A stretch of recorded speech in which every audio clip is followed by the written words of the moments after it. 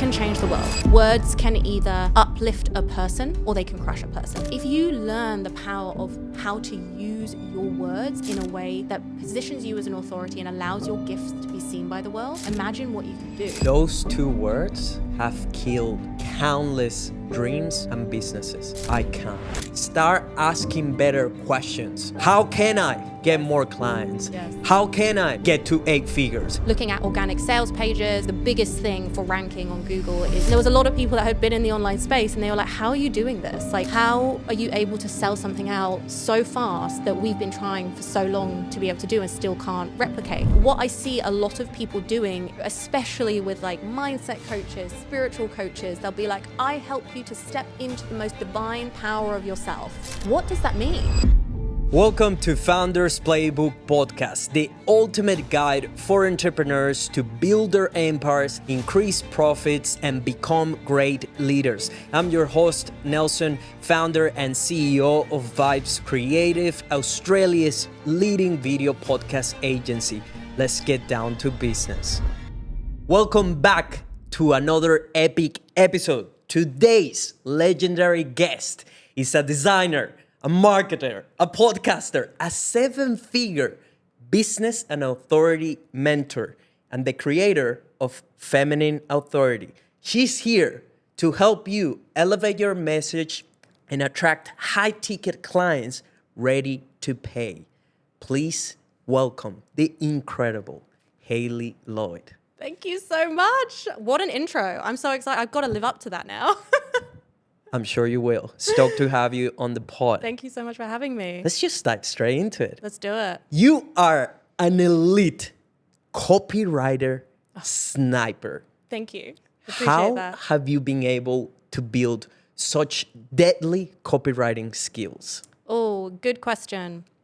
My copywriting skills have been formed over a really long corporate career as well. So before I actually even started this business, I had an 8-year corporate career where I was specifically in organic marketing. So in organic marketing, we were looking at organic sales pages. And so the biggest thing for ranking on Google is like your copywriting. So we needed to basically look at the precision of our copywriting and making sure that I worked for a very large tech unicorn that had a lot of different like subsections of target audience. So a lot of different groups, like for example, nonprofits and then teachers or coaches or whatever it was. And so we had to create target audiences for each of them.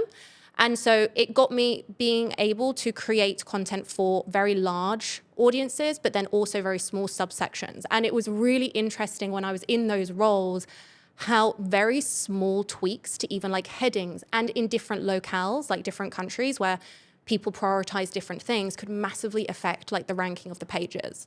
So I had this very long history with organic marketing, with design. I actually had my own design agency in the UK where I was also doing like organic copywriting, like go-to-market copywriting and helping premium brands to basically position themselves and sign clients. I actually did start a coaching business as well, but my inner authority at the time wasn't robust enough to be able to sustain it.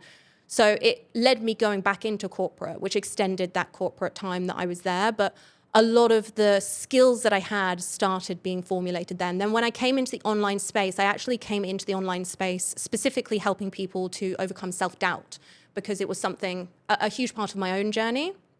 And the way that I teach authority, there's a really big part of it, which is the inner authority, which is how you feel about yourself, which is where a lot of that stemmed from. And when I came into the online space, I was able to sell out my private coaching very quickly. And I had a really, really small audience at the time. I think I started with about 100 followers and was able to sell out and grow my following very, very fast. So I sold out my private coaching.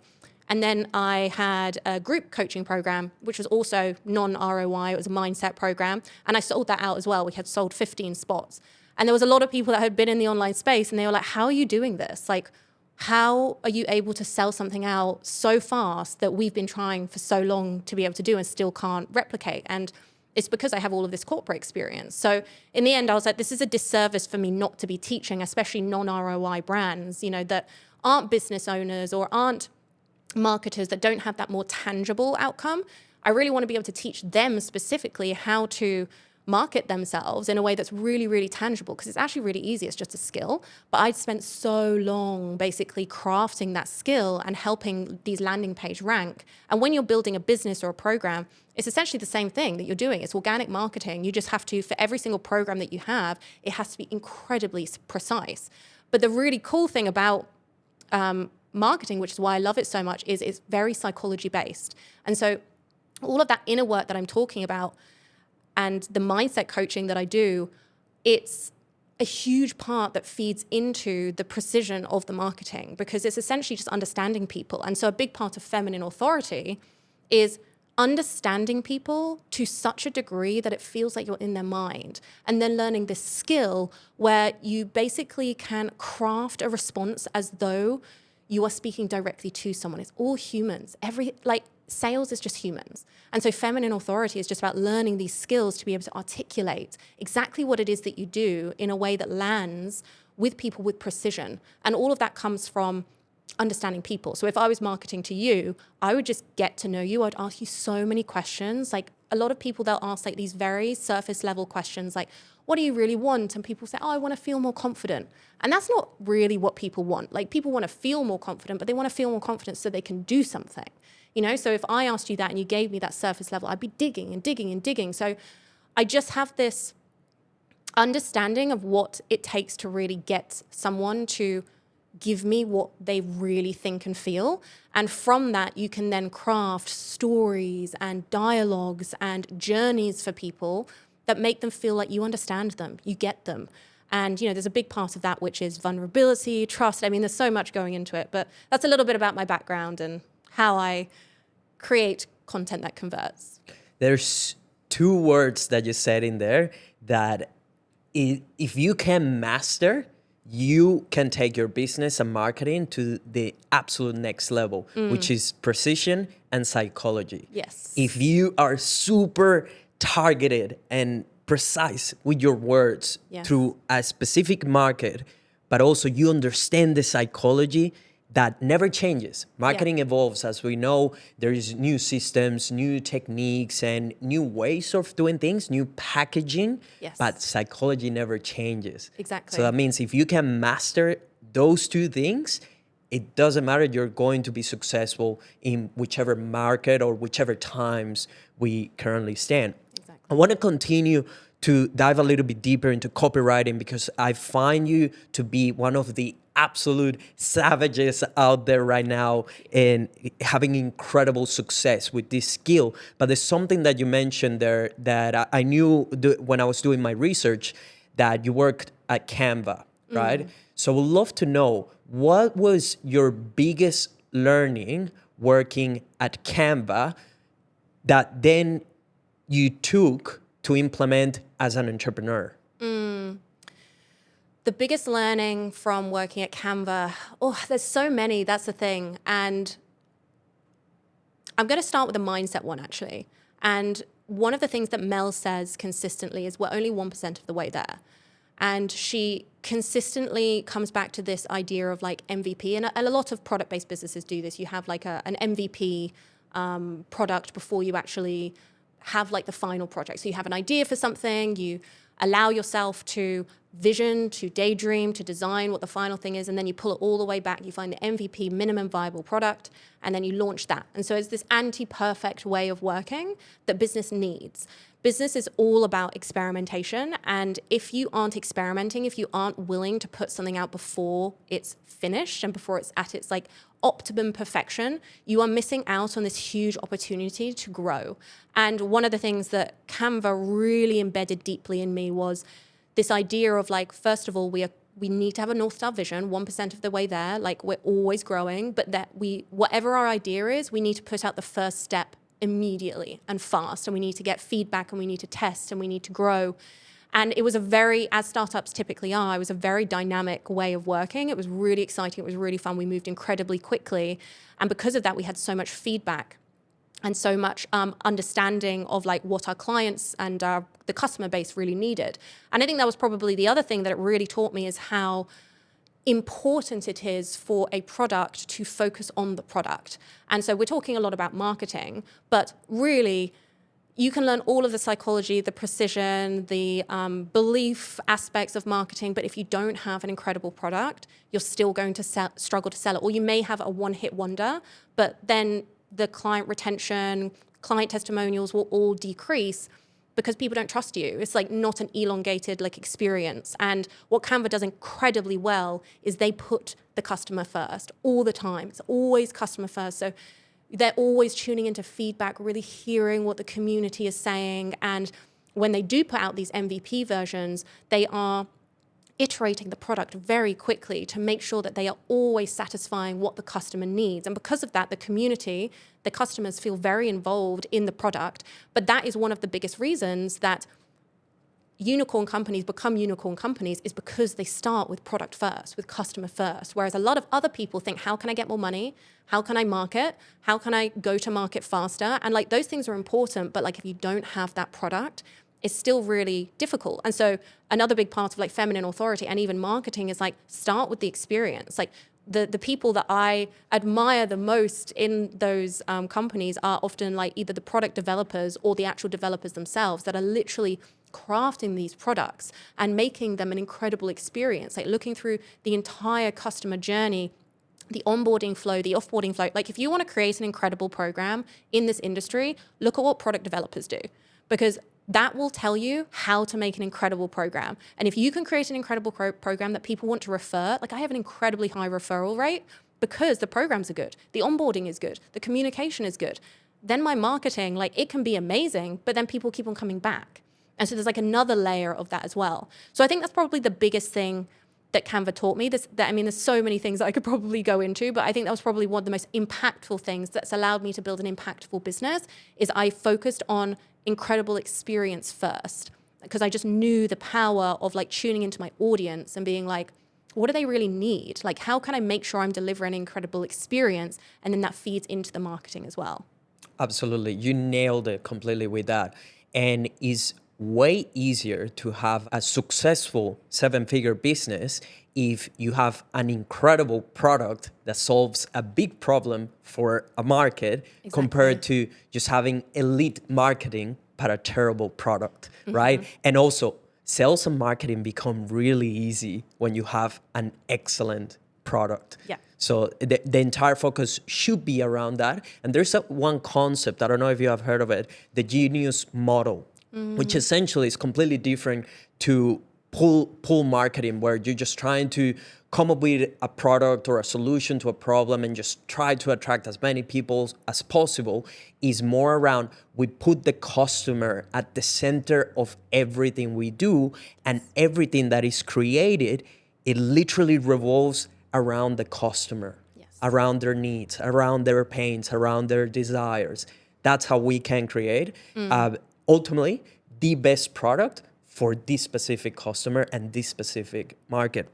Going back to copywriting, what is the biggest mistake that you see entrepreneurs and businesses make when it comes to their copywriting and messaging? Number one is pain point marketing. Number two, being far too general and not specific enough, or not tangible enough. So to start with the first one, and this is something else that Canva did incredibly well, because they're very human-centric, they want to empower everyone. And so they're always looking for ways to empower their audience.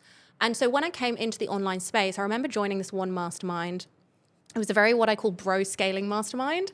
And so it taught a lot of like pain point marketing. And I was once told on a call that when I was on sales calls that I needed to basically leave people in their pain for as long as possible. You need to just leave them there for like 2 days, and just like let them feel the pain. And I remember getting off that call and just being like, we're in a space that prioritizes coaching and helping people. Like, why would I want to put people in their pain to sell to them? That surely feels incredibly counterintuitive.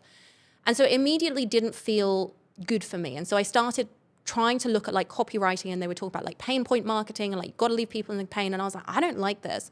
And so I started like looking and researching for other ways of basically, pain points are important because they show that we understand what our audience is going through, but there's a way that we can use it, a pain point that is still empowering.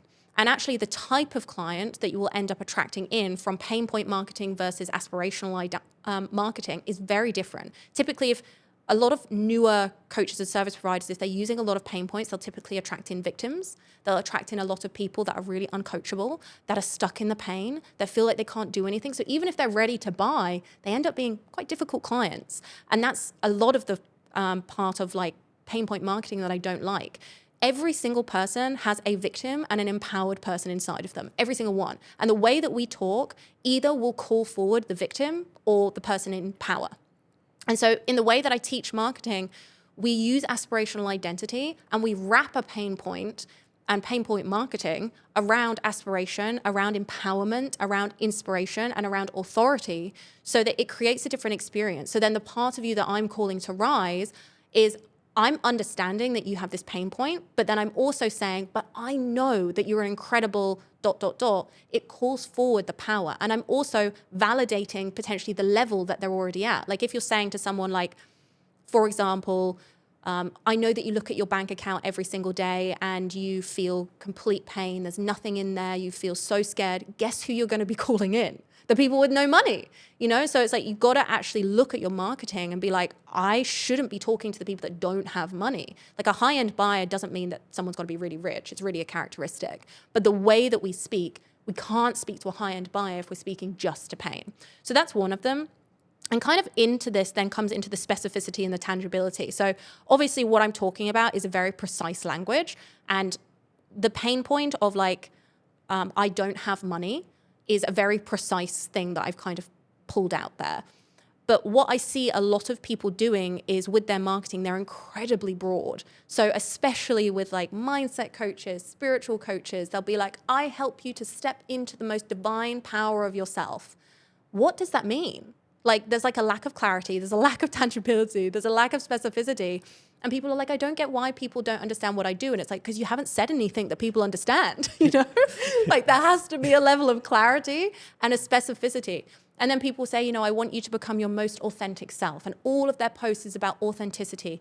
But it's such a broad topic. Like we haven't said anything specific in there. We haven't said anything tangible. And tangibility just basically means that on the back end, there's an action. So a feeling isn't tangible. But a lot of people speak in feelings. You want to feel more confident. Sure, but to do what?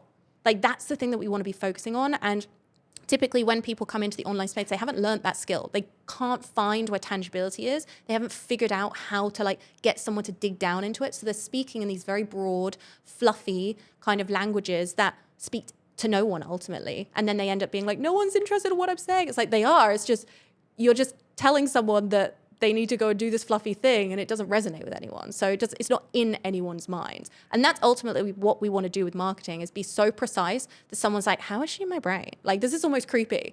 And that's what we do with precision and tangibility and specificity and clarity. That's something that we have noticed, especially in the coaching industry, is that they are too fluffy with their messaging and their offers. So they don't speak to anyone. Yeah. There's no clarity. And it's always like, I help you become your ultimate self. What does that mean? Yeah, exactly. What does that mean? What are you trying to say? I help you become your best self. Yeah, okay. Exactly. Like to develop your ultimate potential. Yeah.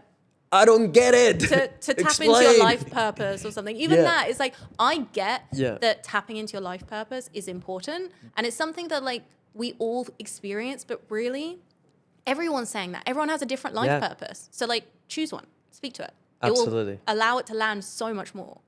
So then you gave an example of pain marketing and aspirational marketing. Mm-hmm. Can you give an example this time with the two of them so we can see the polar opposites? Yeah. Okay. So a pain point marketing would be something like, okay, let's choose a topic. Let's say that we're doing mindset coaching and you've got a program that is helping someone to build their money mindset, let's say. So one of the pain points that they may be experiencing is they are consistently looking in their bank account and they're feeling fear, or maybe they are feeling a lot of dysregulation around looking in their bank account, even though they've got money in there. Or whenever it comes to selling their services, they feel like a massive block. So those are some examples of like pain points. So a pain point post would be something like that validates that they've got that pain and says, I know that every single time you look in your bank account, you feel total fear. You feel yourself come to an absolute standstill. You feel yourself starting to go into an anxiety attack. You feel yourself starting to dysregulate, and it starts to make you feel like you want to avoid. The next thing you know, you've got up, you've gone to the fridge, and you're looking in the fridge, and you've completely forgotten about even looking in your bank account. So that's an example of like a pain point, which is like, it just is the pain. That's it. And typically with those kinds of marketing, it doesn't really give any solution. So it maybe just be like, if you want to learn how to do this, then come into my program. Aspirational identity would first of all validate who they are first. So if we don't want to attract in victims, then we may try to think about, okay, if we don't want to attract in people that have a low, like no money at all, then what we could say is, I know that you're already doing really well in your corporate career. So we're like validating that they've got money. You're a go-getter. You're incredible at what you do. You have bucket loads of money. In reality, you should feel very stable. So we validate it, like this is the level that you're at. Then we go into a bit of aspiration and we say something like, and I know you want to be the kind of person that can hold a huge amount of money, 10 times more than you currently own right now and that you currently have access to. And you want to, and you have this desire to be a millionaire. And that is something that you just know true in your heart that you are going to become as aspiration. Then we factor in the pain point. We say, but right now, every single time you go to look at your bank account, you feel a dysregulation. You start to panic and you wonder, can I actually hold this? And then you go into a default pattern of wanting to spend it all at once. And before you know it, the money that's come in has gone straight back out again. And despite knowing consciously that you're doing this, you feel this pattern repeating and repeating. It makes you worry that if you attracted more, would you be able to hold it? So immediately there, we've said kind of similar things, but one is just pain. And one is just like, you're shit. Aspiration is like, you're at this level. I empower you because I know you want to become this person, but here's your problem. Now, the second part of the post, so this is kind of like what I call the content to cash journey, and I teach it inside Content to Cash, the program, ironically. But then the next part that allows that pain to be alleviated as well as a mindset shift. So we basically diagnose them. So we start off with symptoms, which is what the pain points essentially do. And then we go into like a mindset shift. And we say, the reason that you're experiencing this is ...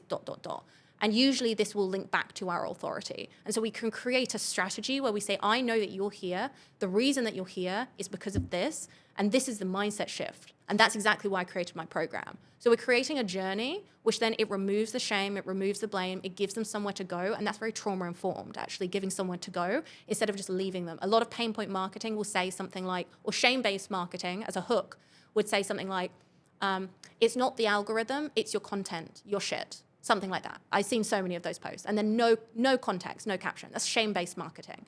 But aspirational marketing, you can still be very polarizing with your opinions. But what you want to do is remove the shame by giving people something to blame that's not themselves, removes the shame, and then gives them an action to take, like another step. If we can do that, then it removes the blame and says, hey, there's another way, try this instead. And we give them something to do. So yeah, that's kind of a little bit about how I think about the difference between pain point and aspiration. Does that kind of answer your question? Absolutely. And you're totally right. Those two different ways of wrapping the messaging will attract completely different people. Yes, yeah. So it was a really good explanation for people to understand. Now, what are some practical tips that a business can implement right now to generate more conversions? Stop speaking to feelings. You need to find the actual result that people want. So this is going to require a little bit of like thinking, and it may require a little bit of research. If you don't currently know what the result is, that's usually a cue of like you need to do a little bit more market research. So even if it's do some market research and dig. Like if someone says like, I want to build confidence, ask them, why do they want to build confidence? What do you want to do with that confidence? Oh, well, I want to go for a promotion. Why do you want that promotion? Oh, well, I want to speak on stage. Okay, well, now we've got an answer. Now they actually want to speak on stage. They want to overcome, social anxiety, build their confidence so that they can speak on stage and get a promotion. Cool, now we have something very tangible.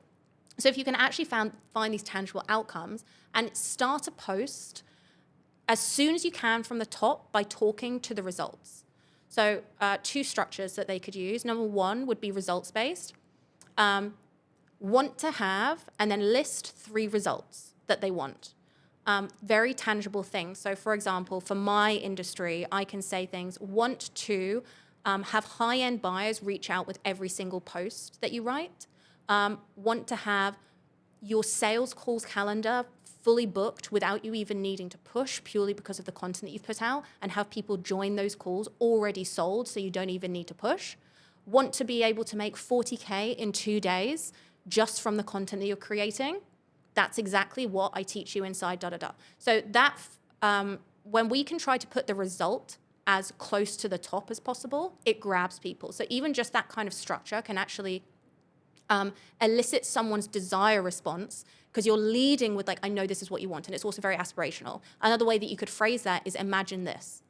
And so one of some of my highest converting posts have been like, imagine this, 3 tangible outcomes. And it's been something that I've experienced. And then I've said, this is something I know that can be a reality for you because it's a reality for me. And here's what I worked on to make that a reality. And then you link it to some sort of free resource. If you don't have a free resource or a free training, that's something you probably want to prioritize for these kinds of posts so you can get people in to something low ticket first. Because ideally, with high ticket buyers, they need a nurture process. And so typically at the moment, people aren't really just going post buy. They're going post, nurture, nurture, nurture, nurture, nurture, then buy. So we want to give them that journey quite easily. So it could be free thing, tripwire, which is like a small ticket item, another tripwire, and then a video or your podcast or something. Give them the nurture journey and then proposition your high end at the back end of that. And that's something that then you can just put that entryway right at the bottom of those kinds of posts. That typically conversion posts like that will get lower engagement. That's just fact. They will not get as high engagement as like a growth post would. But they will be the ones that sign you clients, because then you take people through that nurture journey. So that's one thing that people could implement.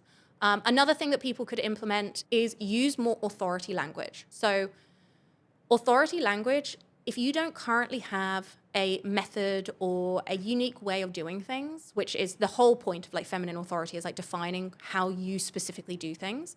What you want to do with your authority is help people understand that you have a solution to their problem. So our content is designed to help people broaden a gap. So they want to understand, okay, I'm here at the start and I need to get over here. I have this gap in between. That's what your content is meant to do. That's what symptom-based content is meant to do. At the back end of posts, what we then want to do is help people to understand that our high-end offer provides that solution. Now, the mistake that I see a lot of people make is they just say, DM me the word da-da-da-da-da. And like that by itself isn't enough for a high-end buyer to make a move. But when we elongate our CTA, so the CTA is not just the call to action, but it's got psychological principles backed behind it, you're going to get a lot more people that are going to be reaching out. And what you need to do in that process, I have a process called the STEP process that I teach inside of Content to Cash. This makes this very easy. But to kind of summarize, you want to think about, number one, what has your client currently, or ideal client, what have they currently tried that isn't working? How are they feeling? How's that making them feel? Why is that frustrating for them? Why is that not working? You want to help them to understand this isn't working because ... What you actually need is, and what your opinion is that they need. And then you say, that's exactly why I created the bespoke method that I teach, or for me, it would be the feminine authority high-end selling method. And it's then got weight. I've then given basically an argument around why people should use this and why they should go into my program and why it's going to be different to what they've done previously. All of marketing is creating arguments, essentially, and like helping people to understand this is why what you've done previously isn't working, but this is why this could work right now. And so that's another thing that people could start to implement, is starting to just really build out their authority and use it in their posts. You guys better go and rewatch those last 10, 12 minutes. Yeah, that's a paid program right there. Because that is absolute gold right there. And there is something that you said that I keep coming back to, that you said the word tangible. And looking at my own business journey, the minute I understood that I need to communicate tangible outcomes and results for my ideal customer, that completely skyrocketed the business and the kind of results that we could get, because we got to a place that we could articulate the problems of our potential clients better than what they could. Exactly. And we bring them into reality. We articulate that for them, that they weren't too sure how to communicate that this is what I want, this is what I need right now. Yep. I love those tips that you get. And you kind of started delving a little bit into what I wanted to lean on now, which is, let's just break it down. Yeah. What is authority to you? Okay. This is a big question because it's a really big topic, and I have an entire program that is just about feminine authority. So like, I have probably spoken hours and hours and hours of content about this topic. But to kind of break it down, first of all, to debunk what authority means. So a lot of people will think of authority as like policemen with batons, exerting their dominance and their power over people, making people do something. And it's like this very masculine way of like using and manipulating power. But the actual origin of the word authority, part of it comes from the Latin word auctor, which means author. And so author is all about expression. It's about writing. In human design, you have your authority, which is your decision maker, your inner authority. In spirituality, you have your spiritual authority. That's basically about how you make decisions on the inside. And so authority, when you come from that perspective, and if you think about more the art of using your inner authority to influence and persuade people, you need two aspects for this. And so there are two types of authority that we see a lot. There's four, but there's two main ones.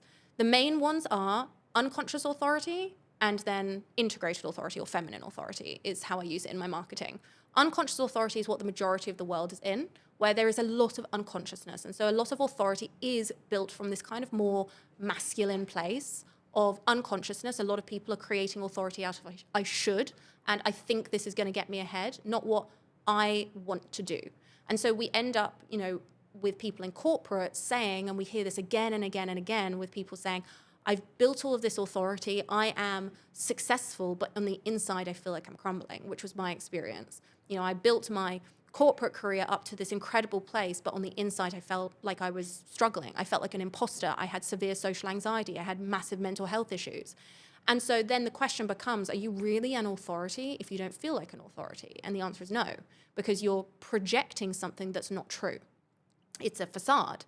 And the more that I've learned about energy, people can feel that. And so really what this creates when you start to go through this is a level of conviction when you start to integrate your authority. So integrated authority is when you start to get to know yourself at a very deep level. So you build your inner authority and you funnel that into your outer authority. So for example, feminine authority for me, which is the topic that I teach on, is built out of a level of conviction in the beliefs that I have about a certain topic. It's built out of a level of integration I have around the topics that I teach: marketing, high-end selling, inner work. I do a lot of shadow work with people. Those are all integrated in my being, and I articulate it through my outer authority. If you imagine like authority as an iceberg, the tiny top part that you see right at the very top is the outer authority. It's the words that you see. Everything that we've spoken about is like 10%.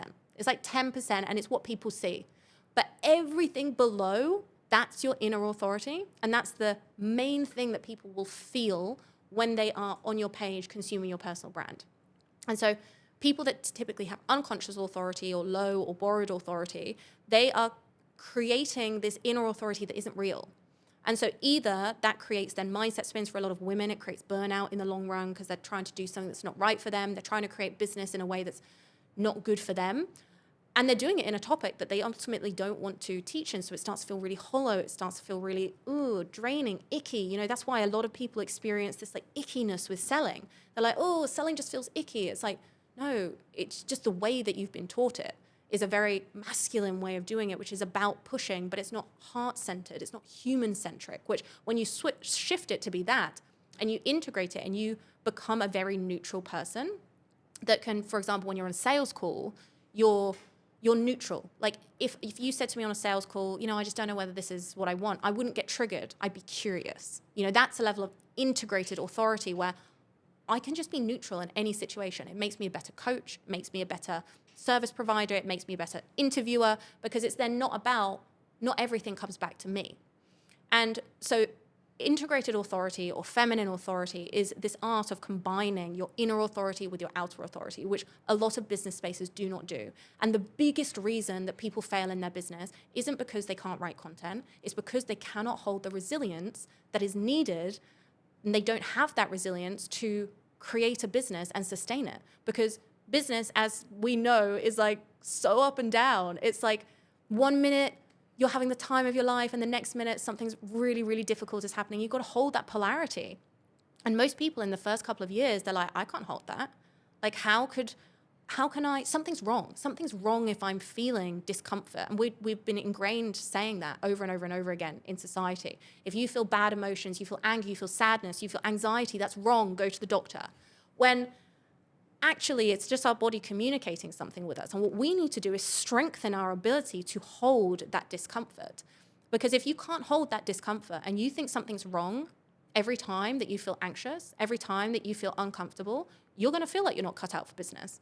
When it's literally another skill, you just need to expand your capacity. So integrated authority, again, is about creating neutrality on the inside. So you create something honest that is very you. You learn to articulate it through your outer authority, but then on the inside, you create neutrality. You become a better service provider. You become a better coach, because those are the people that are going to create huge success. The most neutral people are the ones that will become the most successful. If you don't have neutrality, you're going to really struggle with building a business. And so in a nutshell, that's kind of what feminine authority is. And yeah, it's this blend of inner and outer authorities that we get to merge together, that I think is something that people aren't doing enough. And it's the reason that a lot of people end up feeling like business isn't for them. Based on that concept, what would you say makes someone an authority in their field? I would say if it is someone that has something very unique, that is uniquely them, they have a unique method, they have a unique way of doing this, and it is integrated. So by that I mean they don't have to read off a sheet of paper to tell you what it is. They can talk about it off the cuff. It is embodied. Not only that, but they are living it every day. So when I talk about feminine authority, there's a lot of principles that I talk about that go with feminine authority, which are linked to the inner work. Every single day I do this stuff. I do not miss a day.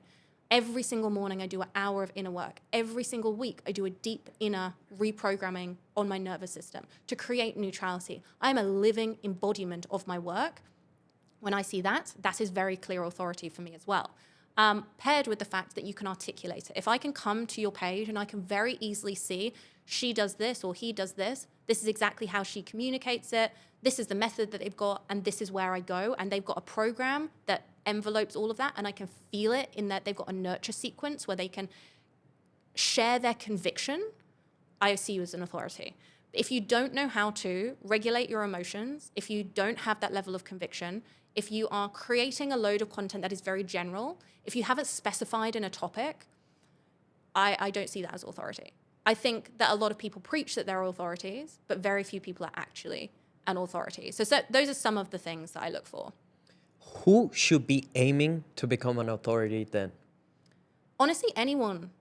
Like anyone that's got like even a partner or the mother, like anyone can be an authority. And I talk about this whole concept as a ripple effect, and like the ripple effect of different types of leadership.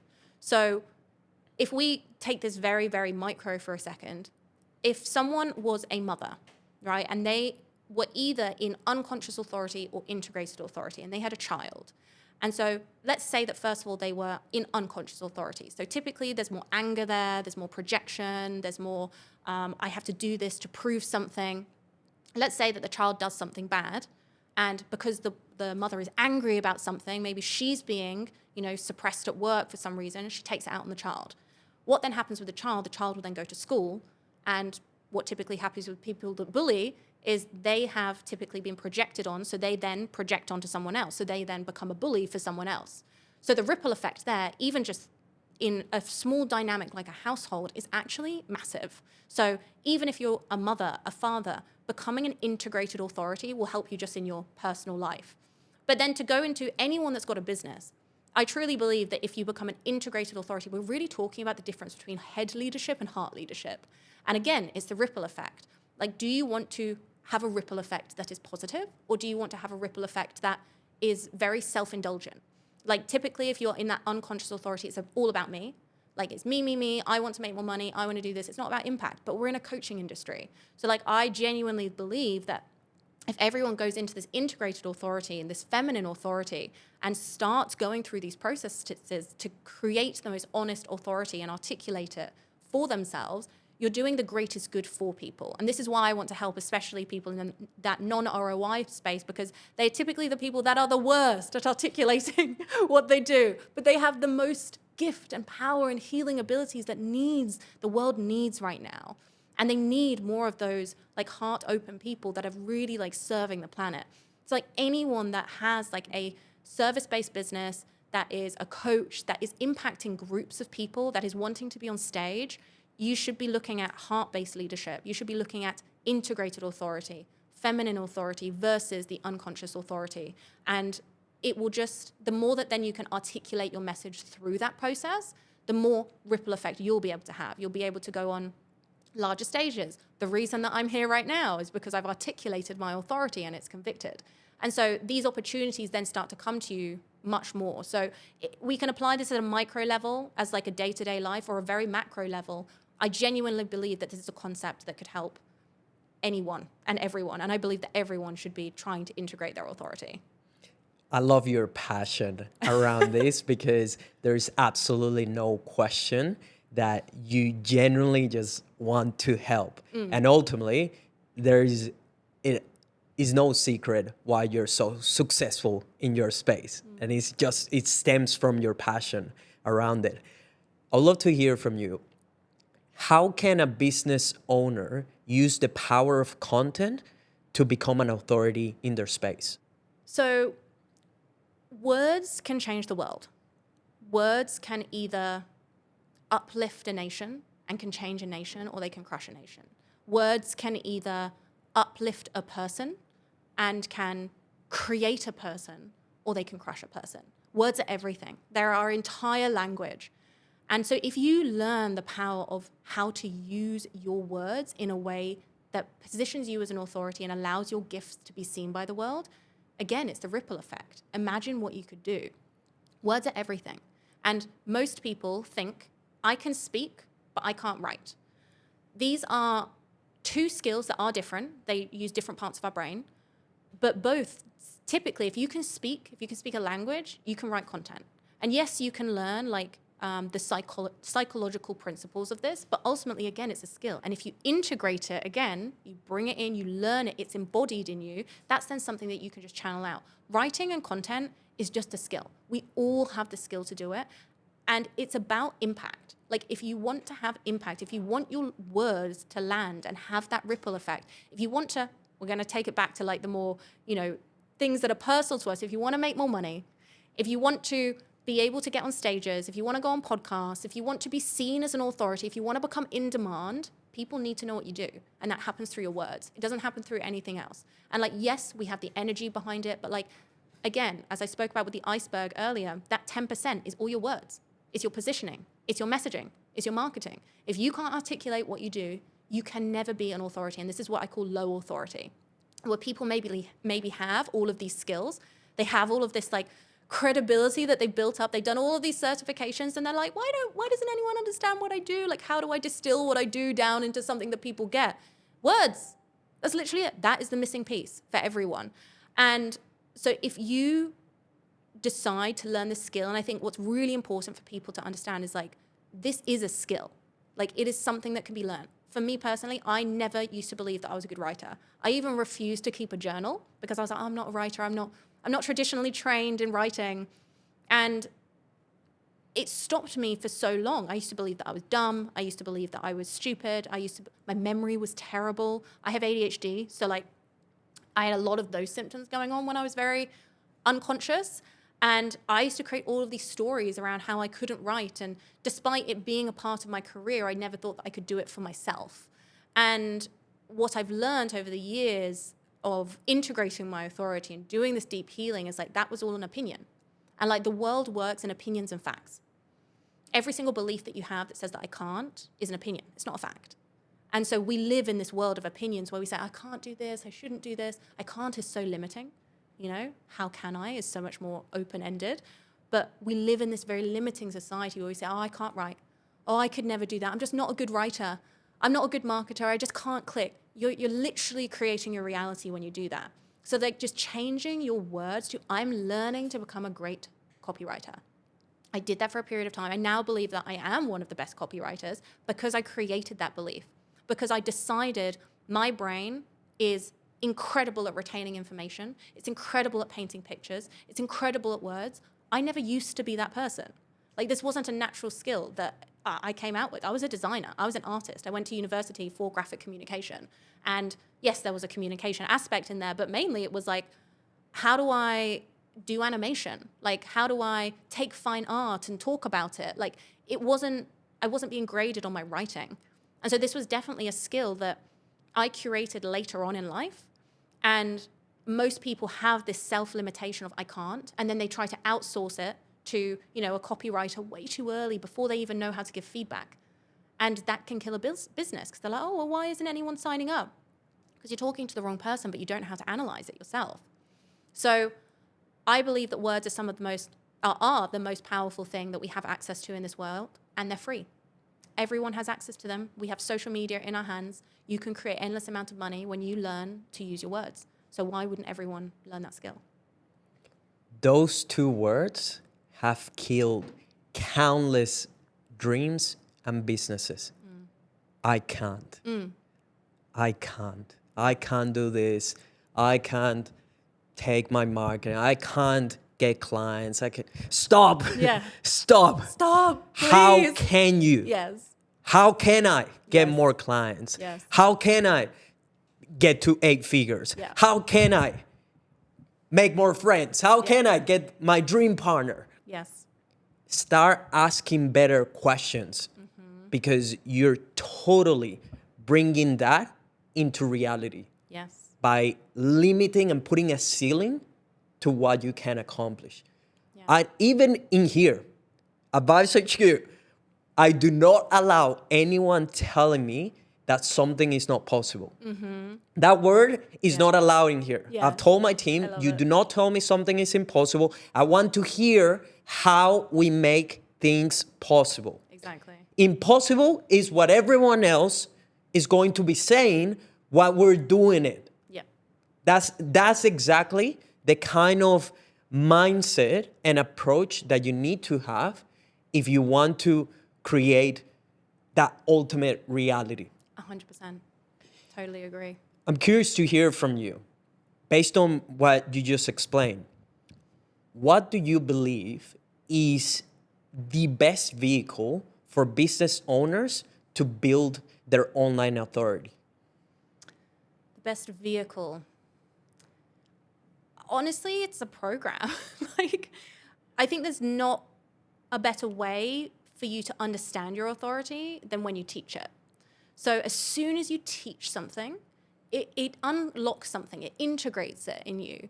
And this is actually, I teach something in one of my programs called the SMIX process. And it's a process of going from research to integrated ideas. And we need to do this because otherwise what a lot of the industry does, and this is why we see a lot of carbon copies in the space, people will consume something and then they replicate it. And that's copying, that's plagiarism. I'll take this and I'll copy it and I'll repurpose it. And there's a quote that Picasso says, which is, good artists copy, great artists steal.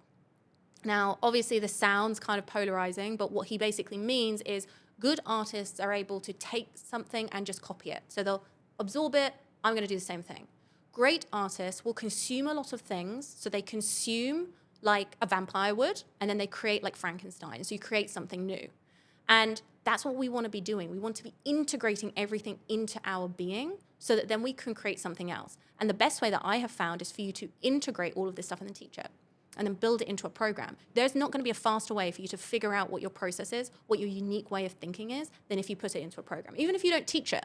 But just think about, how would I explain what I teach to someone that had no idea about it?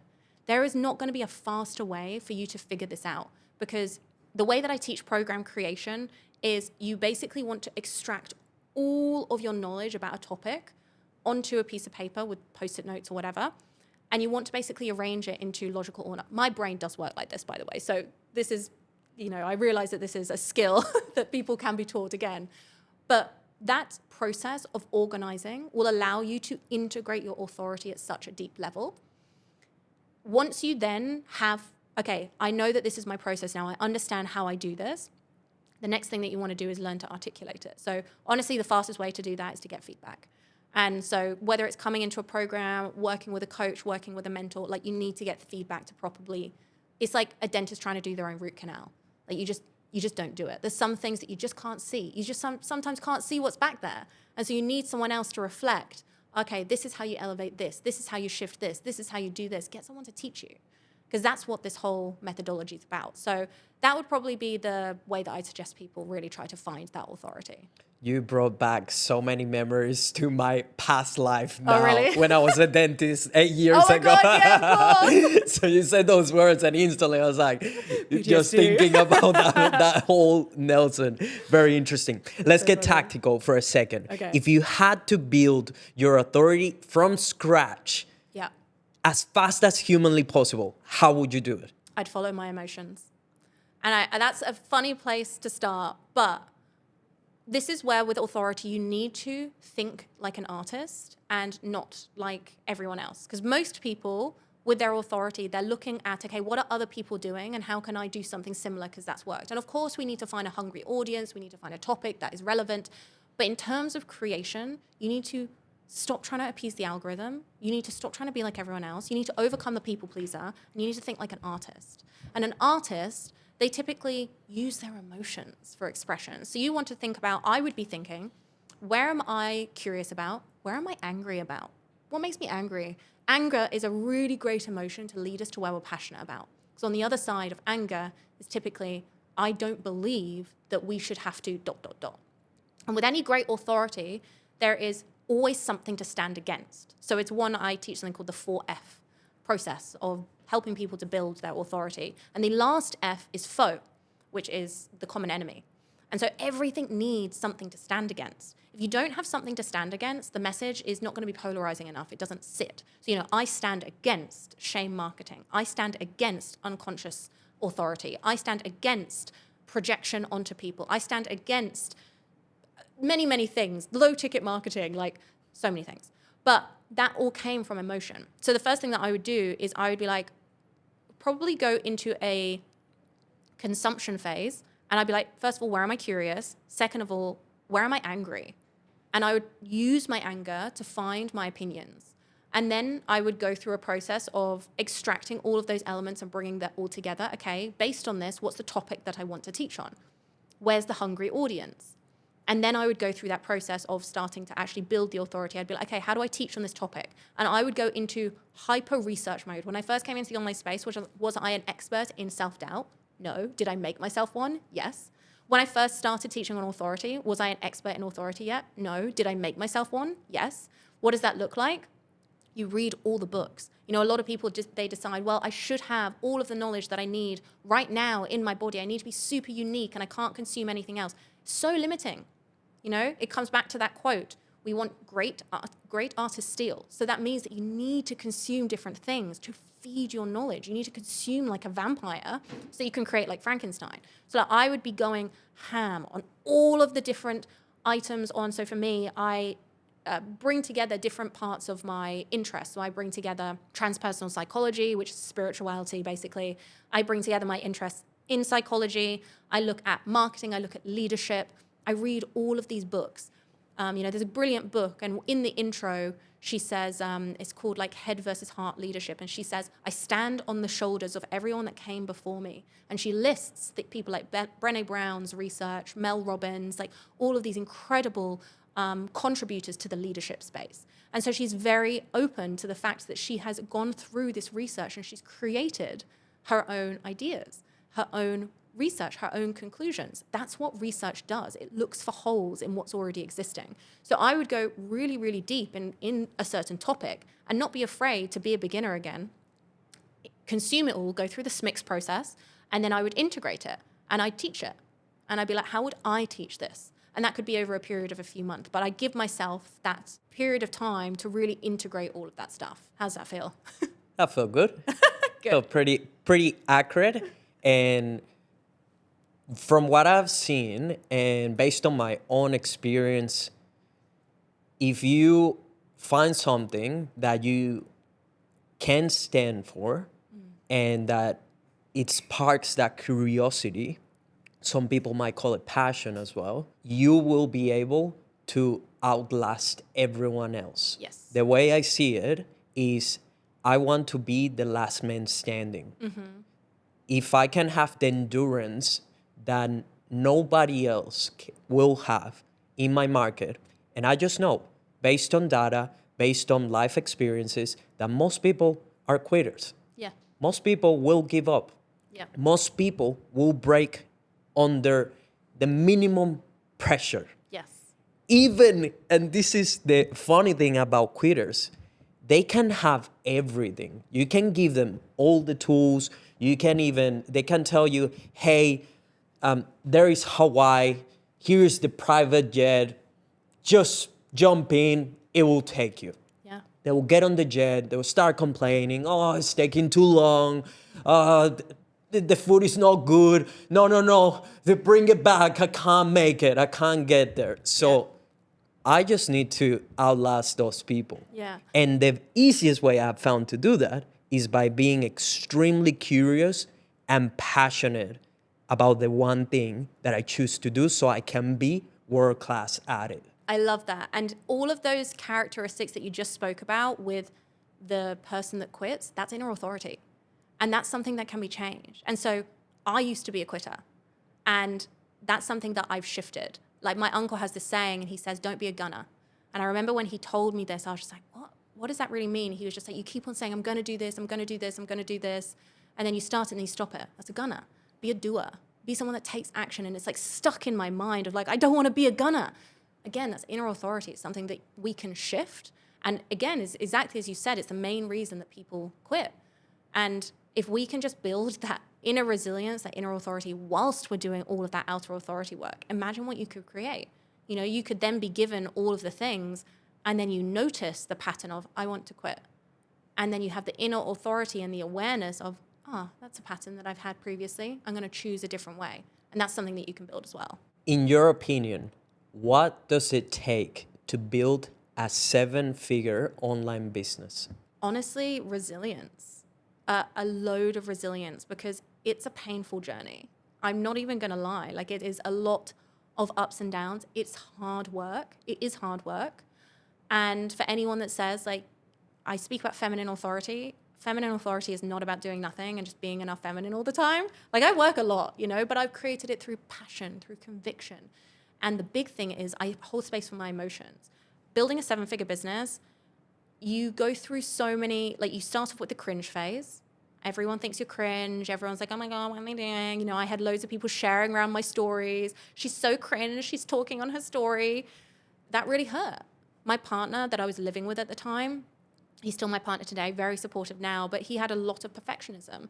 And so when I was trying to show up and be consistent, initially it was cringe and he projected that onto me. So I ended up blocking him on everything. I've only just unblocked him about 9 months ago. He now is very supportive. But it was energy protection. I needed to protect myself from people's projections, from other people's doubts, because the biggest killer of dreams is other people's doubt.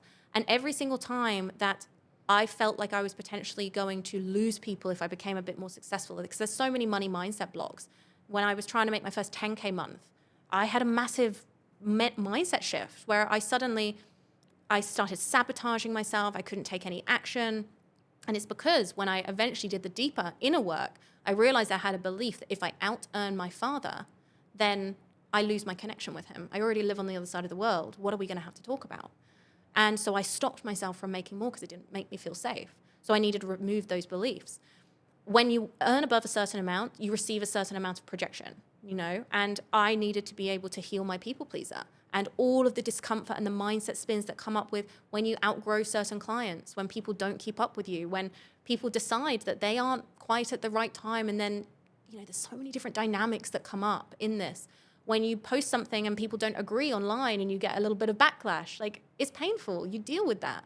And with more money just comes more responsibility, more pressure, and more visibility. And we've got to increase our capacity to hold all of that. And all of that to start with is going to be uncomfortable. The biggest reason people don't make a 7-figure business or more is because they can't, again, they don't have the resilience to hold it.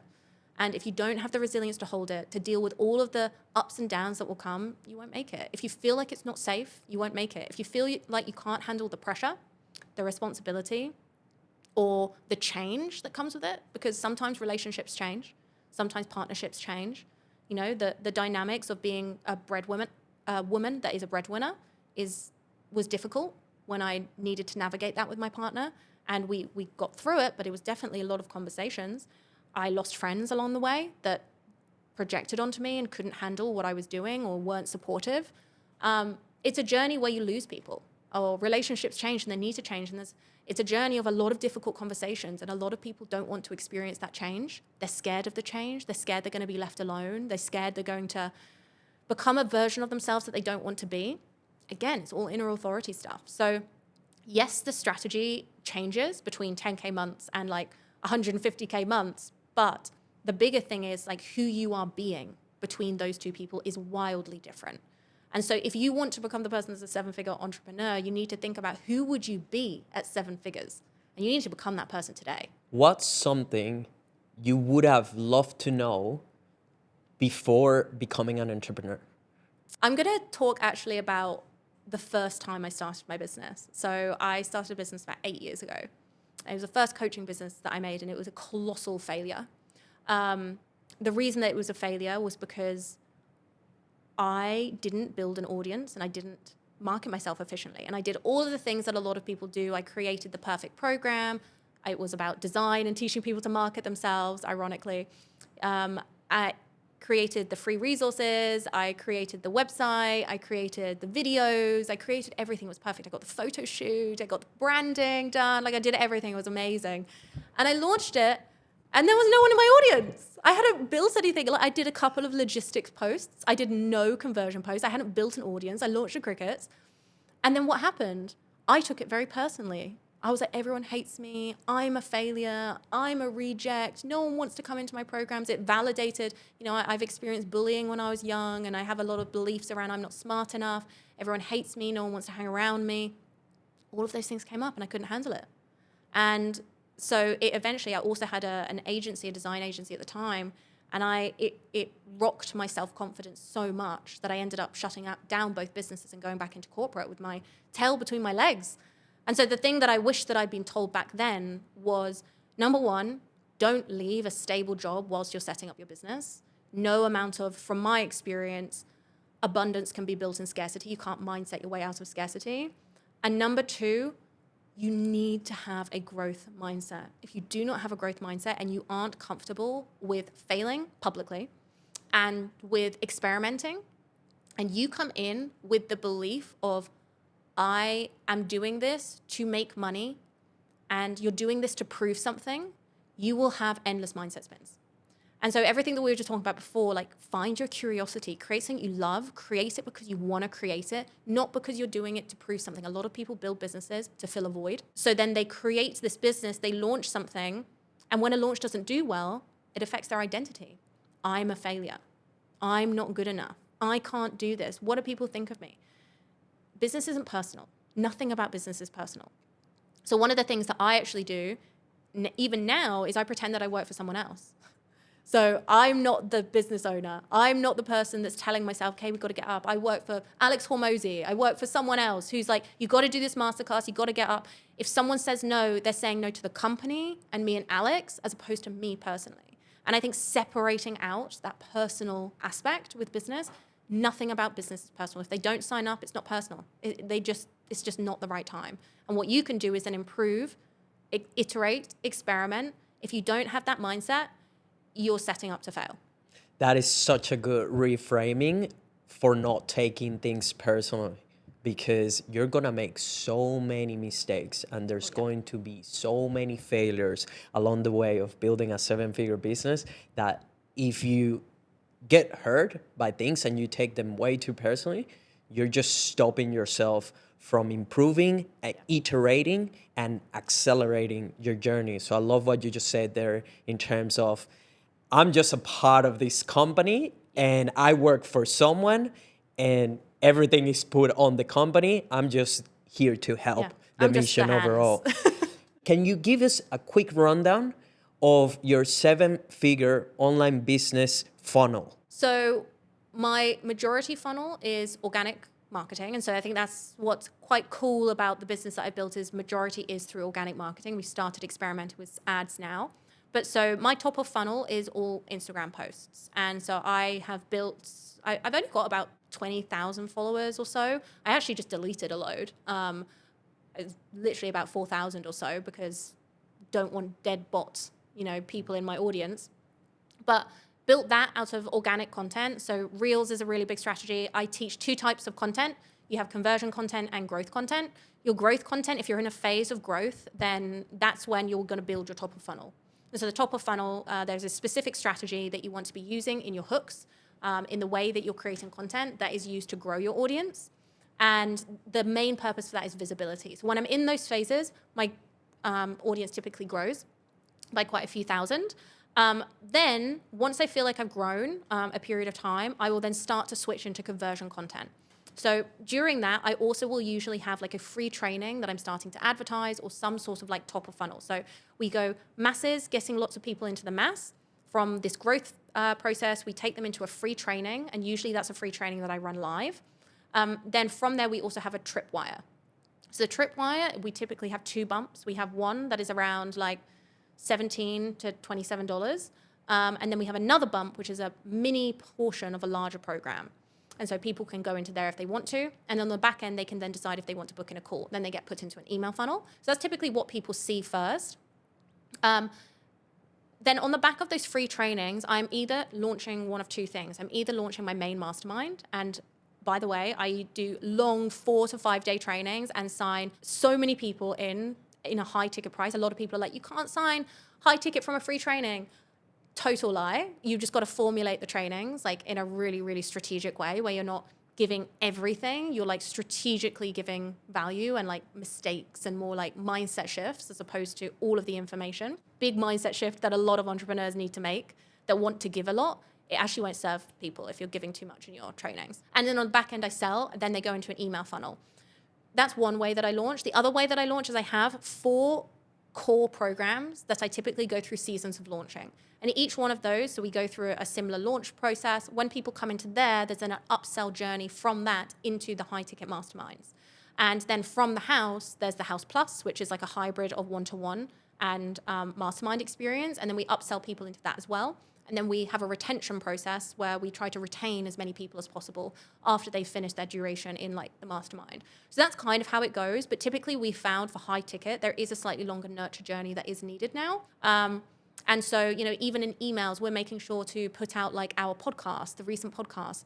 As you know, podcast is the best way, one of the best ways of nurturing the audience, and people really get to experience you, feel like they know you. YouTube, I think, has such a high audience quality. TikTok, incredibly low. Although you can get some high visibility traffic, typically the quality of the lead I found on TikTok is a little bit lower because it's a shorter attention span. But podcasting, YouTube are brilliant for nurturing, and high-end buyers really need that nurturing. So having multiple points where you're just like in a funnel, like you're letting people know, hey, I've got another free training. I've created this for you. People love to see the behind the scenes of how you're doing things. You want to just create this connection like through email, through nurturing, Instagram lives. So again, it's like different phases. And I know that in a growth phase, I'm going to grow a lot. Lots of people are going to come in a conversion phase. Like if you look at my profile right now, my posts are getting like 15 to 50 likes. And that is intentional because every single one is a conversion post. And so I know I'm not going to grow over this period, but I'm selling in this period. So my posts that have the most likes don't make me any money. The ones that have the least engagement will make me the most money. And so if you ever see I've got no likes, it's because I'm in a conversion and I'm often in that phase. So yeah, that's a little bit about the funnel. Thank you for going in such detail. And I love how you have your seasons for growth and for conversions. Yes. Because there's different approaches to it. You can have certainly a mix of it or just go hammering one of those. But I love that you're getting very tactical and clear about it. Hey, this is not growth phase. We're aiming to ramp up sales. And when you do go for growth, that you're all in on that. Just to confirm, you don't have appointment setters. You don't have anyone doing the sales. Are you taking all those sales calls? I either don't have sales calls. So the first 7 figures I made in a year, I didn't do any sales calls. I've started bringing back a couple now for masterminds, but typically people just talk to me in the DMs and we just have a human conversation. But otherwise, for a launch where we sign like 20 people or so, I may take like 3 sales calls, but otherwise everyone just signs themselves because the content does it for it. Yeah, the content's the main vehicle of selling. And now that you're implementing paid marketing, it's going to be like adding fuel to everything that you're doing because you did it the best way, which is you just have a solid organic content strategy that is going to now be supported by some ads to it, which most people would just do it the opposite way. But then you have problems like, ads are not converting as well. Yeah. Nobody trusts you. You have maybe no credibility. So it just becomes harder, and probably you just have to be very skillful at sales. Whereas the way you have it, there's so much nurturing, like trust that it's way higher conversions that you will probably experience through paid marketing. Yeah. This is a new section of the podcast. Love it. It's called This or That. Okay, so love it. You just have to pick one of the options. Tea or coffee? Tea, but decaf because I don't drink caffeine. Sushi or steak? Steak. Value or entertainment content? Value, I'm an educator. Expert of jack of all trades? Expert. Instagram or TikTok? Instagram all the way. Instagram or YouTube? YouTube, but I'm not on there, so Instagram. But YouTube, if you can hold it out, that will give you the best audience, honestly. Photos or videos? Videos. Carousels or video posts? Oh, no. I like both. Videos. That one was very intentional, by the way. I know you love your carousels. I love my carousels, but I know that they're better. They're all, and now I only use carousels for conversion. They're not my growth metrics anymore, but they used to be. Short form or long form video content? Long form. Newsletters or podcasting? Podcasting. Come on. Good one. I was going to say, if you go for the other one, my heart would have been broken in here. Yeah. Organic or paid marketing? Organic. Done for you or done with you business model? Done with you. Passion 6-figure business or stressful 8-figure business? Passion. The biggest question. Sales or marketing? Oh, marketing. If you were gone today and there's 3 things that you could tell yourself to help you build faster and better a 7-figure online business, what would you tell yourself? Delegate more. Stop trying to do it all yourself. You are not going to be able to get to 7 figures doing it yourself. Stop taking everything so personally and make sure you've got a practice for integrating your stuff. You have a lot of emotions and do not repress them. It's going to hurt you. And finally, find more belief in yourself. Stop feeling like other people have the answers because they don't. Like, don't pedestal people. And if you have pedestaled someone, take them off the pedestal because it will hurt your business. What is the worst piece of advice you have ever received? Keep people in their pain. Makes me so angry. That's me following my passion. No, we're in the coaching industry. We're meant to help people. God, that makes me angry. But yeah, that's probably the worst piece of advice. What is the best piece of advice you have ever received? Stop trying to keep yourself small because you're scared of outgrowing your current audience. When we build a 7-figure business, you're going to need to change identities and you're going to leave people behind. But the more that you people please and keep yourself small and your pricing small and your expression small for those people, you can't grow. So that was probably one of the most impactful pieces of advice. And don't be a victim to your current circumstances. Take responsibility and make the changes that you need to make. Prioritize your vision over what other people want you to be. Hayley, I've loved our conversation. Thank you for the incredible work that you're doing online. It's very inspiring. You too. And I just love meeting experts in their field and just masters of the craft. That's why I consider you, especially with that copywriting skill that you have, is incredible. And please keep doing what you're doing. Where can people find you, learn about your programs, work with you? So I am at Hayley Lloyd on pretty much everything. Instagram, LinkedIn, mainly on Instagram. I have a YouTube as well. My podcast is called The Hayley Lloyd Show. All of my programs are surfaced on my Instagram. So you can just go there, go into my link in bio and they're there, or just send me a DM and we can just have a conversation and see what program is the right fit for you. Hey legends, my goal with Founders Playbook is to help 1 million entrepreneurs build successful personal brands and businesses so that they can increase their impact and profits. You can support the mission by simply sharing the podcast with other founders and entrepreneurs. Leave a 5-star review on Apple Podcasts and Spotify and follow us on social media. Let's get to work.